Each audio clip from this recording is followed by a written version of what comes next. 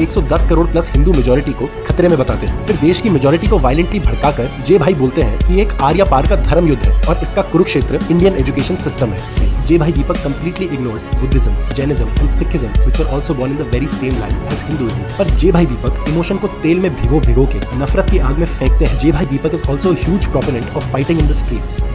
The left has destroyed Indian society. It has fed us lies and has systematically erased those who try to defend our civilization। Being Human ने जे साई दीपक के ऊपर एक घटिया video बनाकर यही करने का ट्राई किया है। ये अपनी वही लेगेसी कंटिन्यू कर रहे हैं जिसके अंडर सीताराम गोयल और आरसी मजूमदार जैसे इंटेलेक्चुअल्स का काम और उसकी वैल्यू मिटा दी गई है। इस वीडियो में फैक्ट्स और रिसर्च के साथ उसकी वीडियो और पूरे लेफ्ट इकोसिस्टम के लाइज को एक्सपोज किया जाएगा। And I guarantee you that by the end of this video you will never again trust the leftist and your entire view on Hinduism will change completely. Will start with the politics.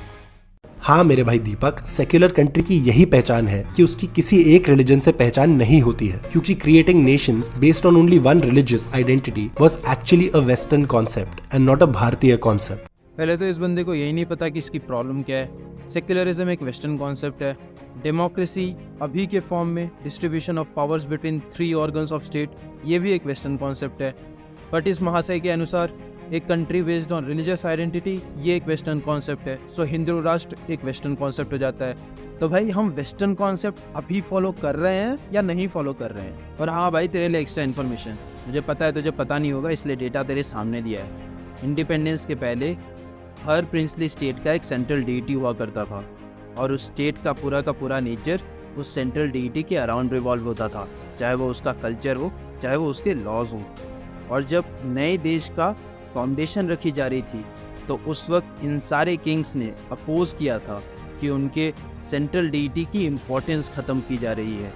इसका implication ये है कि वो secularism को oppose कर रहे थे। जब देश के फाउंडिंग समय पर ही सेक्युलरिज्म को लेकर के ऑपोजिशन था तो हमारी सोसाइटी सेक्युलर कैसे बन गई, मुझे ये नहीं समझ आ रहा है। इतना तो क्लियर है कि ना तुझे डेफिनेशंस पता हैं और ना हिस्ट्री, बट तुझे खुद की सोसाइटी का कल्चर भी नहीं समझ आता है, ये मुझे नहीं पता था। जिन महापुरुषों का नाम लेके जे भाई दीपक अपने महा झूठे प्रोपेगेंडा को एक्सपोज होने से बचा रहे हैं, वो तीनों महापुरुष सोसाइटी में यूनिटी पर एम्फेसिस देते थे और डाइवर्सिटी को सेलिब्रेट करने की बात करते थे। क्योंकि सच्चाई ये है कि इंडियन सबकॉन्टिनेंट की हिस्ट्री में इनॉर्मस डाइवर्सिटी रही है। फॉर एग्जाम्पल, यहाँ पर पर्शियन, ग्रीक, चाइनीज ओरिजिन के एम्पायर्स रहे हैं जो सब यहाँ अपने अलग अलग कल्चर और रिलीजियस प्रैक्टिसेस लाए। हाँ भाई, ये बात करेक्ट है कि बाहर से लोग भारत में आए हैं और हमने लोगों को एक्सेप्ट भी किया है, पर ये एक्सेप्टेंस सेक्युलरिज्म की वजह से नहीं है। सेक्युलरिज्म किस चिड़िया का नाम था लोगों को उस वक्त पता तक नहीं था। भारत की शांति और भारत की प्लूरलिस्टिक डेमोक्रेटिक सोसाइटी भारत की सभ्यता और संस्कृति के देन है। वही सभ्यता और वही संस्कृति जिसकी सराहना स्वामी विवेकानंद और श्री अरबिंदो करते थे।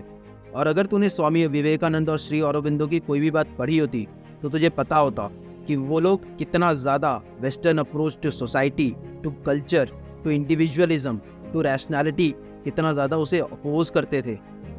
यही डिफरेंस भारत की सोसाइटी और विदेशियों की सोसाइटी का क्या है, ये आगे सुन। Because accommodation is something, an accommodation, not Western style assimilation. Accommodation has been the spirit of this country because Western style assimilation requires you to convert to their way of life in one form or the other, either overtly or covertly, in order for you to be accepted as part of the particular society. It is this country that makes it possible for people to keep their culture alive in the most perhaps pristine form possible, so long as it does not come in the way of others.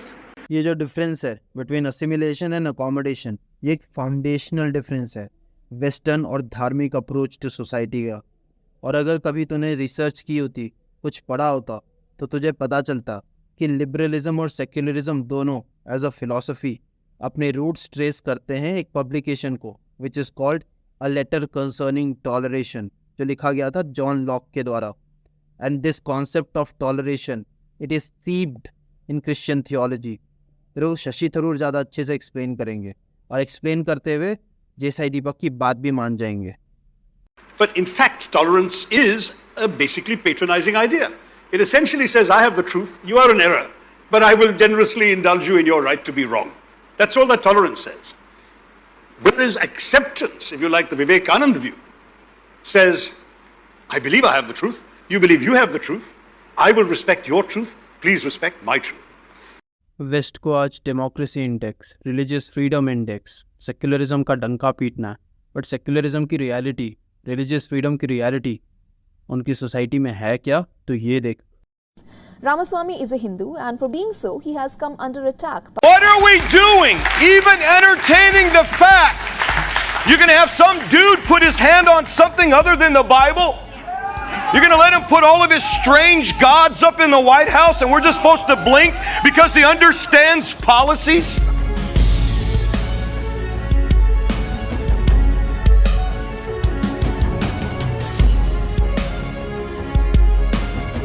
You like this new young guy. If he does not serve the Lord Jesus Christ and stand primarily for Judeo-Christian principles, you will have a fight with God. I believe in one true God. I believe that God resides in each of us. I think it is the same statement of spirit when we say in the Christian tradition, and I did go to Catholic schools and I've read the Bible perhaps more closely than most Christians I know. I think it's deeply true that we share the same Judeo-Christian values that this nation was founded on. And this nation was absolutely founded on Judeo-Christian values. That's a fact. It is also a fact that I deeply share those values in common.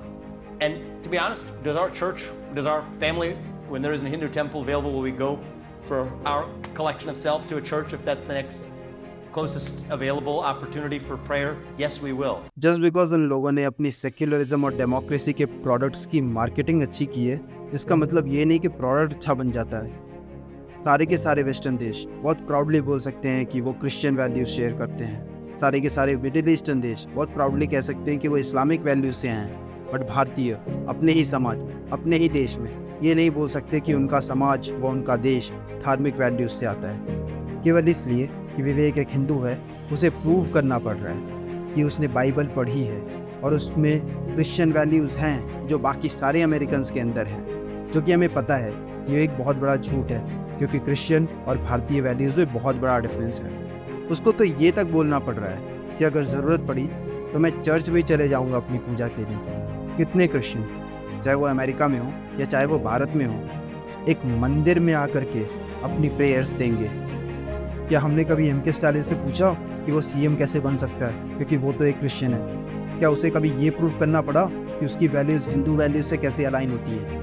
क्या कभी अब्दुल कलाम जी को या मौलाना आज़ाद को ये बताना पड़ा कि उन्होंने गीता पढ़ी है या नहीं पढ़ी है? पर तुम तो चाहोगे कि हम तब भी शांत रहें जब ओवैसी पीएम बनने का ट्राई कर रहा हो, क्योंकि अगर हम बोलेंगे तो हम 110 करोड़ हिंदुओं को डरा रहे हैं, और अगर नहीं बोलेंगे तो हमारा कश्मीर हो जाएगा। और तुम्हारा क्या? फिर वो लोग लिख करके तुम्हें दे देंगे कि हिंदुओं की गलती थी और तुम मान करके बैठ जाओगे। फिर अगेन कोई हिंदू अगर बोलता है कि नहीं झूठ पढ़ाया जा रहा है, तो तुम फिर से बोलोगे हिंदुओं को डरा रहे हैं। हिंदू कटता रहे, मरता रहे, उसके साथ कुछ भी होता रहे, बस वो मुंह ना खोले। Another reality is that literally every religious person in the world is technically a convert, because the concept of religion came thousands and thousands of years after our species emerged out of Africa. Even the Vedic Hindu religion only came into India after the Harappan civilization ended. भाई मेरे यहाँ पर conversion का definition तो समझ ले। Conversion का मतलब यहाँ पर इवेंजलाइजेशन है, जिसका एक एथनो रिलीजियस और रेशियल फाउंडेशन है, और ये धार्मिक रिलीजन से बहुत अलग है। दुनिया में कोई भी कहीं भी हिंदू कभी भी बन सकता है बिना अपने लोकल कस्टम्स और ट्रेडिशंस को गिव अप किए। मतलब ये कि कनाडा की ट्राइबल पॉपुलेशन भी उतनी ही हिंदू बन सकती है जितनी इंडिया की ट्राइबल पॉपुलेशन बन सकती है, और ये बहुत बड़ा डिफरेंस है एब्राहमिक और नॉन एब्राहमिक फेथ्स में। We don't expect people to convert or to aspire to be Indians by ethnicity for them to be Hindus by heart and spirituality. There's a difference. There is no ethnic supremacy involved whatsoever. There is no racial supremacy involved whatsoever in the way we think. Because if you have to convert to some other Abrahamic faith, you have to aspire to become someone who is similar to someone from the Middle East or from Europe in order for you to adopt their culture and their faith system. That is not necessary here. Which proves why fundamentally this civilization and its faith systems, in particular Sanatana Dharma, are capable of universal application much more than anybody else. इसका मतलब ये कि Abrahamic faiths are the only evangelical faiths on the planet. Last time कब ऐसा हुआ था कि तुझे किसी सिख या जैन ने कन्वर्ट होने को बोला था, या तेरे सुनने में आया हो कि वो लोग कन्वर्जन के लिए फंडिंग कलेक्ट कर रहे हैं? और सच बताओ तो ये कन्वर्जन की बातें बिगटरी भी नहीं है। तो खुशनसीब है कि तू भारत में है। केवल हमारे देश की सोशल मोरालिटी है कि कन्वर्जन बुरी बात है। बाकी देशों में कन्वर्जन और उसके एफर्ट्स बहुत नॉर्मल सी बात है। इनफैक्ट लोग अलग से चर्च में पैसा देते हैं कन्वर्जन के लिए। लास्ट टाइम तूने कब किसी को कन्वर्ट करने के लिए मंदिर में चंदा डाला था? Do you know the direct consequence of these behaviours? जितनी religious violence in 3 Abrahamic faiths के बीच में हुई है, उसका 1% भी धार्मिक रिलीजन्स के बीच में नहीं हुई है, और उनमें से भी एक राजीव गांधी की वजह से थी। रियलिटी तो ये है कि इसी हिस्ट्री से परेशान होकर लोगों ने एथीज्म चूज करके रखा है वेस्ट में। जे भाई Deepak is also huge proponent of fighting in the streets. Basically ये एक सुप्रीम कोर्ट लॉयर हैं who believes more in the idea of street warfare then the idea of strengthening law and order systems which ensure peace and safety of all Indians in the long run. And as much as I would want to believe as a constitutional, let's say as a practicing constitutional and commercial litigator, that the monopoly of violence or the monopoly of force must be exclusively with the government or the state, I've seen how it is wielded, and I've also seen how it is not conveniently, and I've also seen instances where entire swathes of population have been left to their own devices to protect themselves. The latest of instances being the anti-Hindu violence under the current dispensation of the West Bengal government in the aftermath of the elections in 2021. Simply saying, is self-defense part of the bundle of fundamental rights, the amorphous bundle of fundamental rights that the Constitution spells out? The Constitution expressly spells out a few fundamental rights, over and above which the Supreme Court has spelled out 21 further rights at the very least. Now, therefore, I'm asking myself this basic question: is the right to self-defense, not the right of wanton violence, not the right of preemptive action, the right of self-defense, is that something which is beyond the pale of reasonableness? In my humble and clear opinion, it is not. Instead of academically accepted and scientifically proven Aryan migration theory, You should be looking at out of India theory. which is a theory that has zero archaeological, linguistic, or DNA evidence to back it, and has been rejected unanimously over and over again as an extreme right-wing fantasy. Aryan migration, seriously invasion से तुम्हारा काम चला नहीं तो अब migration के ऊपर आ गए हो। देयर वॉज नो इन्वेजन और migration. In fact there is continuity between Harappan and Vedic age. दोनों आर्कियोलॉजिकल और जेनेटिक डेटा एग्जिस्ट करता है। बीबी लाल जी का काम पढ़ ले इस चीज़ के ऊपर। और मैं सीधा का सीधा रिसर्च कोट कर रहा हूँ, कोई लेफ्टिस्ट न्यूज़ मीडिया आर्टिकल नहीं। And as far as out of India theory is considered, किसी भी देश की डोमेस्टिक चीज़ें तभी रिसर्च होती हैं जब वो कंट्री प्रोमिनेंस अचीव करती है। Yoga was non existent before Modi. आज चाइनीज़ मेडिसिन पर रिसर्च हो रही है एंड WHO ने उसे एक्सेप्ट कर लिया है as a valid form of treatment. Why not Ayurveda? As the country grows, native चीज़ें ग्रो करती हैं, but that is an expectation जो तुम लेफ्टिस्ट से नहीं रख सकते, बिकॉज तुम लेफ्टिस्ट मेंटली कॉलोनाइज्ड हो। तुमको कुछ भी प्रूफ ला करके दे दे इंसान, तुम इन्वेजन से माइग्रेशन तक ही पहुंच पाओगे। यूरोपियंस अब हमारे मास्टर्स हो या ना हो, बट तुम उनके गुलाम ज़रूर हो। अब आता हूँ मैं अपने मेन पॉइंट के ऊपर, वो अजम्पशंस जिनके अंडर ही लेफ्टिस्ट ऑपरेट करते हैं। इसके वीडियो के अकॉर्डिंग ब्रॉडली 3 अजम्पशंस हैं। पहला ये कि इंडिया की जो डाइवर्सिटी और प्लूरैलिटी है वो सेक्युलर डेमोक्रेसी और लिबर्टी की वजह से अचीव हुई है, कि अगर ऐसा ना होता तो शायद हम हिंदू पाकिस्तान बन जाते। आपको ऑलरेडी अकोमोडेशन वर्सेस असिमिलेशन का डिफरेंस समझ आ गया होगा। जहाँ तक सेक्युलरिज्म और लिबरलिज्म की बात है, ये दोनों फिलॉसफीज़ का फादर कहीं ना कहीं जॉन लॉक था, और वो document a letter concerning toleration इनका फाउंडिंग डॉक्यूमेंट था। अगर आप इस डॉक्यूमेंट को एनालाइज करते हो तो आपको पता चलेगा कि इस डॉक्यूमेंट की जो फाउंडेशनल वैल्यूज़ हैं वो क्रिश्चियन थियोलॉजी से आती हैं। इनफैक्ट जॉन लॉक ने उसी डॉक्यूमेंट में ये तक बोला था कि हमारी जैसी आइडल वर्शिपिंग सोसाइटीज़ और एथीस्ट इन दोनों को टॉलरेट नहीं करना चाहिए। अभी के लिए ये डिस्कशन यहीं पर ड्रॉप करेंगे, इस अंडरस्टैंडिंग के साथ कि लिबरलिज्म और सेक्युलरिज्म न्यूट्रल फिलॉसफीज़ नहीं है, और एक अगली वीडियो में इसे वापस से लेंगे और वहाँ पर मैं आपको ये समझाऊंगा कि कैसे ये दोनों philosophies are not applicable to India. ठीक है, देन आगे बढ़ते हैं। इसका सेकंड पॉइंट ये निकल कर आता है कि आज की जो एजुकेशन सिस्टम है वो इम्पार्शियल, साइंटिफिक और फैक्ट्स बेस्ड है, और उसको सैफ्रनाइज करने का ट्राई हो रहा है। मैंने बोला था ना कि इसके एक्सपेरिमेंट को डिस्कस करेंगे। Let's go. देखो, जब आप ये बोलते हो कि देश में बहुत सारे सोशल इवल्स थे जैसे कास्ट, सती, अनटचेबिलिटी, और इन सब को ब्रिटिशर्स ने हटाया है। तो आप अनइंटेंशनली दिमाग के अंदर ये फ्रेमवर्क बनाते हो और ये बोलते हो कि ब्रिटिशर्स के आने से पहले आपकी सोसाइटी ऑप्रेसिव और रिग्रेसिव थी, और अगर ब्रिटिशर्स ना होते तो शायद हम वो ऑपरेशन और रिग्रेशन आज भी कंटिन्यू करते होते। इनफैक्ट अगर आप वेस्टर्न लिटरेचर और लेफ्टिस्ट लिटरेचर को पढ़ोगे तो एग्जैक्टली यही नैरेटिव आपको पढ़ाया जाएगा। बट ये तो आपको पता है। हाउएवर, इन रिफॉर्म्स को बिना सोचे समझे एक्सेप्ट कर लेने का अनइंटेंशनल कॉन्सिक्वेंस ये होता है कि आपका इन्वेस्टमेंट अपनी सोसाइटी में ज़ीरो हो जाता है, क्योंकि आपके दिमाग में आपकी सोसाइटी का डिफ़ॉल्ट स्टेट ऑप्रेसिव और रेग्रेसिव बन जाता है, और इसकी वजह से आप अपनी सोसाइटी का क्रिटिसिज्म बिना सोचे समझे एक्सेप्ट कर लेते हो। आज हमारा देश कास्ट, सती, अनटचेबिलिटी के लिए इनफेमस है। ठीक है, एक्सेप्ट कर लेते हैं, बट एक बार फॉरेन सोसाइटी को भी तो देखें कि उनकी ग्रेटनेस क्या क्या रही है। जब तक लड़ाई आपके घर में हो रही है आप जीतेंगे, तब भी आप हारेंगे। Take the fight to the other side. Manusmriti के बारे में जो भी बात करना चाहता है तब तक आप बात नहीं करेंगे जब तक ओल्ड टेस्टामेंट की बात नहीं हो रही है, कुरान की बात नहीं हो रही है, क्रिश्चियनिटी की बात नहीं हो रही है, और the old Avesta. Let's talk about all of this. The day you actually have a comparative conversation on every aspect of treatment, of human treatment by every book, so to speak, we will see where this goes. That conversation hasn't happened. This does not mean that there is nothing for us to look into and introspect. And please understand, there are two parts to it. मुझे अपने घर को बचाना है बाकियों से और अपने घर को ठीक भी करना है. These are two aspects. First, Sati witch hunt. Church के अकॉर्डिंग औरतें कमज़ोर होती हैं और इसलिए शैतान उनसे जादू टोना करवाता है।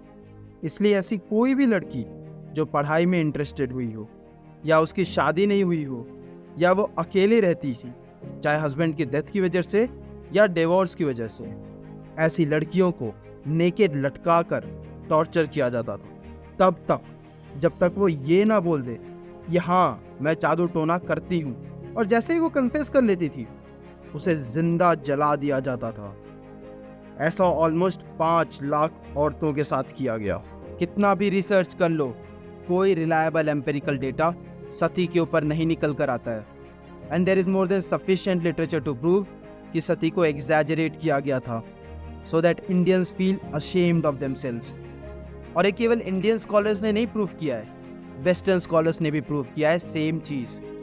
क्योंकि अगर इंडियन स्कॉलर्स प्रूव करेंगे तो वो तो हिंदुत्व को फैला रहे हैं, सैफ्रनाइज कर रहे हैं अपनी हिस्ट्री को। बट कंक्लूजन ये है कि sati was not a scientific and logical reform, it was a shrewd narrative to malign Hinduism's image. Sati was made out to be such a huge, widely prevalent practice that it was one of the things outlawed in international instruments when the occurrences were far and few in between. I repeat, don't deny any atrocity, but don't exaggerate an atrocity as well. मैंने ये बताया कि औरतों को परिवार और समाज का बोझ समझा जाता था? नहीं। अच्छा चलो, ये तो पता ही होगा कि ब्लैक्स और इंडियंस को संसार का बोझ समझा जाता था। मैगस्थनीज ने अपनी बुक में लिखा था कि शायद भारत दुनिया का अकेला ऐसा देश होगा जहाँ स्लेवरी नहीं मिलती है, और यहाँ 2000 सालों बाद हमारे एनलाइटेंड गोरों ने बाइबल की बात मानते हुए 1.25 करोड़ अफ्रीकन्स को अपना गुलाम बनाया था। मैं इसके ऊपर रिसर्च करते करते इतना ज़्यादा दहल गया था कि मैं आपको वो रिसर्च सामने प्रेजेंट भी नहीं कर सकता हूँ। तो आप प्लीज़ खुद जा कर के ये रिसर्च करें और आपको पता चलेगा कि उनके साथ जिस लेवल का टॉर्चर, इनह्यूमन बिहेवियर हुआ है, शायद वो किसी भी इंसान को शर्मसार कर दे। हिंदुओं को आज अनटचेबिलिटी के लिए गाली पड़ती है। देश में जनजातियां हुआ करती थी, वही जनजातियां जिन्हें आज आप SC/ST करके बुलाते हो। ये हमारी सोसाइटी के अंदर नहीं रहती थी, बट इन्हें सोसाइटी का पार्ट माना जाता था। और ये रिश्ता इतना पुराना था कि आचार्य चाणक्य ने अपनी अर्थशास्त्र तक में इन जनजातियों को respect, independence and control over jungle resources देने को बोला था। जंगल के ऊपर इनका फुल कंट्रोल होता था, और जंगल के वो रिसोर्सेज जो एक सेटल सोसाइटी के लिए इम्पोर्टेंट हैं, हमें ये ला करके देते थे। पर गोरों ने इन्हें क्रिमिनल डिक्लेयर कर दिया और क्रिमिनल ट्राइब्स एक्ट के अंदर इन्हें ह्यूमिलिएट, इंसल्ट और टॉर्चर करना शुरू कर दिया। इनसे इनका जंगल छीन लिया गया और इनकी लाइफस्टाइल डिस्ट्रॉय कर दी गई। उनसे उनका काम छीनकर सोसाइटी में उनका कंट्रीब्यूशन ज़ीरो कर दिया गया और फिर उन्हें क्रिमिनल्स की तरह ट्रीट करके हमारा रिलेशन एक दूसरे के साथ हमेशा के लिए बदल दिया गया। ऐसी टोटल 6-7 रिसर्च हैं केवल अनटचेबिलिटी के ऊपर, जिनमें स्कॉलर्स प्रूव करते हैं कि अनटचेबिलिटी इंडिया में लाई गई थी और जहां पर ऑलरेडी एग्जिस्ट करती थी वहां पर अनटचेबिलिटी को बढ़ाया गया था। गोरों ने हमें रिफॉर्म नहीं, हमें बर्बाद किया है। हमारी सोसाइटी की गंदी चीज़ों को एम्पलीफाई करके हमें अपने ऊपर शर्म और इंसल्ट फील करने को मजबूर किया गया है। पूरी दुनिया में सती और अनटचेबिलिटी को फैलाकर हमें अनसिविलाइज्ड घोषित कर दिया। हमारे बीच के डिविजन्स दुनिया भर में फेमस हैं। Caste is the defining feature of Hindu society. पर क्या कभी आपने ये सुना कि यूरोप में लोअर क्लासेस के साथ क्या होता था? जी हाँ, यूरोप में भी लोअर क्लासेस थीं और यूरोप की ये सोसाइटल हायरार्की बाइबल के थ्रू सैंक्शन थी। बाइबल में ग्रेट चेन ऑफ बीइंग का डॉक्ट्रिन है जो लोगों को उनके व्यवसाय से, उनके ऑक्यूपेशन से बांध कर रखता है। और चर्चेज वो अपने फरमानों के थ्रू ये क्लास बेस्ड सोसाइटी इंट्रेंच करते थे और अपनी पावर मेंटेन करते थे। जहाँ पर लोहार का बच्चा लोहार, कसाई का बच्चा कसाई और राजा का बच्चा केवल राजा बनता था। और अगर आपको इनके अत्याचारों के बारे में बताऊं तो आपके रोंगटे खड़े हो जाएंगे। आर्कियोलॉजिकल एविडेंस में निकला है कि लोअर क्लासेस को अंधा करना, उनके हाथ पैर काटना और उन्हें रेगुलरली टॉर्चर करना, ये सब एक आम बात थी। ब्रिटेन से लेके ग्रीस तक लोअर क्लासेस के मास ग्रेव्स मिले हैं। इनके पूरे के पूरे समाज की साथ में बलि चढ़ा दी जाती थी। इनफैक्ट लोअर क्लासेस को टॉर्चर करने के लिए स्पेशल इंस्ट्रूमेंट्स बनाए गए थे। ऐसा व्हील इन्वेंट हुआ था जहां पर इन्हें बांधकर पीस दिया जाता था। आर्कियोलॉजी में ऐसी पिसी हुई बोन्स मिली हैं और हद तो तब हो जाती है जब आपको पता चलेगा कि क्रिश्चियन मठों के अंदर अलग से टॉर्चर चेम्बर्स हुआ करते थे जहां पर इनके पादरी स्पेसिफिकली लोअर क्लासेस को टॉर्चर करते थे। इतना तो श्योर है कि साला मनुस्मृति ही बेटर थी। आज के लेफ्टिस्ट पॉलिटिशियंस और उनके यूट्यूबर्स हम हिंदुओं को दिन रात गाली देंगे और हमें एक दूसरे से लड़वाएंगे। और आपको कभी ये नहीं बताया जाएगा कि जातियों में हम ब्रिटिशर्स की वजह से फंसे हुए हैं। ये सब रिसर्च एग्जिस्ट करती है पर कभी हमें ये नहीं पढ़ाया गया है और हमें ना कभी बताया गया है कि डिवाइड एंड रूल जातियों के भी बीच में हुआ था। सच बात तो ये है कि ब्रिटिशर्स हमारी सोसाइटी को कभी समझ ही नहीं पाए और हमें केवल जाति के पर्दे से देखा, जबकि हमारी सोसाइटी डाइवर्स रिलेशनशिप्स में डिवाइडेड थी। अगर एक जगह पे जाति थी तो दूसरी जगह पे संप्रदाय, मठ और अखाड़े भी हुआ करते थे। पर जब अलग अलग पॉलिटिकल, सोशल और इकोनॉमिक सिचुएशंस में ब्रिटिशर्स ने हमारे बीच में स्ट्रेटेजिकली जातियों के ऊपर पावर डिवाइड की तो हमारे लिए जाति सबसे बड़ी क्लासिफिकेशन बन गई। और ये हमारी हिस्ट्री में पहली बार हुआ कि जाति और पावर के बीच में एक लीनियर रिलेशन एस्टैब्लिश हो गया। और ब्रिटिशर्स ने इस तरह जाति को पावर के साथ जोड़कर जाति को पॉलिटिसाइज कर दिया और फिर जातिगत जनगणना करके हमको हमेशा के लिए जातियों में बांट दिया। क्या बताया गया कभी ये सब आपको? क्या पढ़ाया गया कभी ये सब आपको? हिंदू का दुश्मन गोरों की वजह से बना, हिंदू जातियों में गोरों की वजह से बटा। क्या आज लेफ्टिस्ट पार्टियां वो सेम चीज़ नहीं कर रही हैं जो गोरों ने की थी? कभी यादव, कभी कुर्मी, कभी दलित, सबको अलग अलग यूज़ करके हमारी दुश्मनी बढ़ाई जा रही है या घटाई? और हमको अलग अलग यूज़ किया जाएगा और मुसलमानों को एक गुट की तरह यूज़ किया जाएगा। ब्रिटिशर्स ने कास्ट सेंसस से हमें बांटा, आज लेफ्टिस्ट पार्टियां वही कर रही हैं। और इन लेफ्टिस्ट के लिए सबसे अच्छी बात तो ये होनी चाहिए कि ये सारा का सारा रिसर्च, ये सारा प्रूफ वेस्टर्नर्स ने दिया है, क्योंकि अगर हम हिंदू कुछ बोलेंगे तो हम ट्रस्ट करने लायक थोड़ी ना है। आप लोग चौंक जाओगे जब मैं आपको ये बताऊंगा कि जहाँ जहाँ पर ब्रिटिशर्स नहीं रहे वहाँ हमारे कास्ट डिफरेंसेस खत्म हो गए। गजेंद्र अय्यातुराय अपनी रिसर्च में दिखाते हैं कि कैसे वो हिंदू जिनको गुलाम बनाकर बेच दिया गया था, वो दूसरे देशों में जाकर अपने कास्ट डिफरेंसेस भूल गए और केवल हिंदू बनकर रह गए। हाँ, जैसा दीपक ने सच बोला था, कास्ट एक वेस्टर्न कॉन्सेप्ट है। उसकी एटिमोलॉजी को पढ़ लो, क्योंकि वर्ण और जाति ये एक फ्लूइड कॉन्सेप्ट से, पर इन्हें क्लास की तरह रिजिडली देखकर मॉडर्न डे कास्ट सिस्टम पैदा किया गया। तो जब अगली बार आपको कोई ये बोले कि वर्ण व्यवस्था धीरे धीरे बदलकर स्ट्रिंजेंट और रिजिड हो गई, तो उन्हें बताना कि इसका बहुत बड़ा कारण खुद ब्रिटिशर्स थे। दुनिया की हर सोसाइटी में डिफरेंसेस होते हैं, मतभेद होते हैं, भारत में भी थे, पर हमारे डिफरेंसेस को डिवीज़न ब्रिटिशर्स ने बनाया और हमारे मतभेदों को लड़ाइयाँ ब्रिटिशर्स ने बनाई। तो लेफ्टिस्ट को ये जान लेना चाहिए कि भारतीय समाज अब ऐसी सोसाइटी के नीचे दबा नहीं रहेगा जो कभी खुद तो शांति अचीव नहीं कर पाई पर दूसरे समाजों के बीच में डिविजन्स क्रिएट कर दिए। भारतीय समाज अपनी नई परिभाषा लिखेगा और अपने विचारधारा से अपना नया फ्यूचर क्रिएट करेगा। Time of Marxism, liberalism and socialism is over. Saffronization is the need of the hour.